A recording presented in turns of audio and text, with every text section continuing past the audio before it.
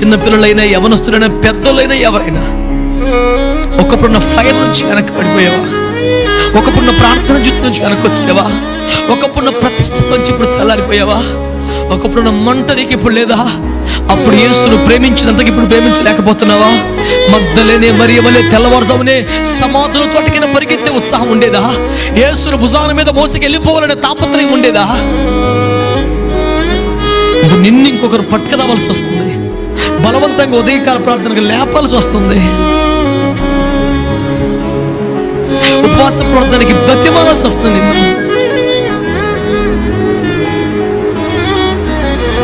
నువ్వు చల్లారిపోయి పడిపోయావు. కారణం ఎవరో ఏంటో నేను అడగను, కానీ ఆయన ఇంకా నీ మీద ప్రేమ చంపుకోలేకపోతున్నాడు.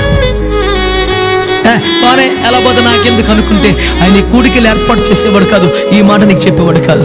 నిన్ను వదులుకోలేక, పోతే పోని అనుకోలేక, నీ కర్మకి నుండి విడిచిపెట్టలేక, నిన్ను ఎలాగైనా మరలా సంపాదించుకోవాలని, నిన్ను మరలా పట్టుకోవాలని ఆశ కలిగిన దేవుడు నీతో మాట్లాడుతున్నాడు. నీ కొరకే కొండలు గుట్టలు దాటి దిగి వచ్చిన దేవుడు ఆశపడుతున్నాడు. తన స్వరము వినిపించడానికి ఎదురు చూస్తున్నాడు.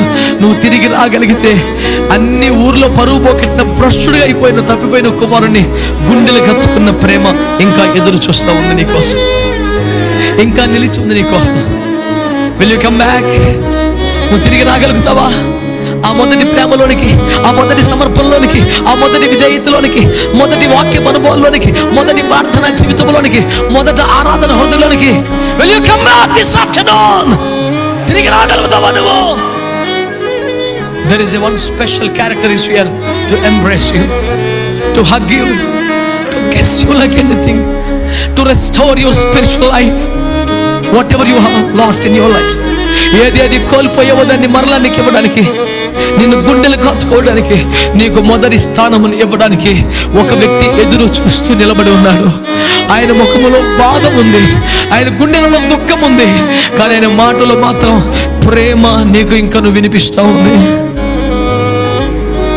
అయిపోయింది అనుకుంటున్నావా?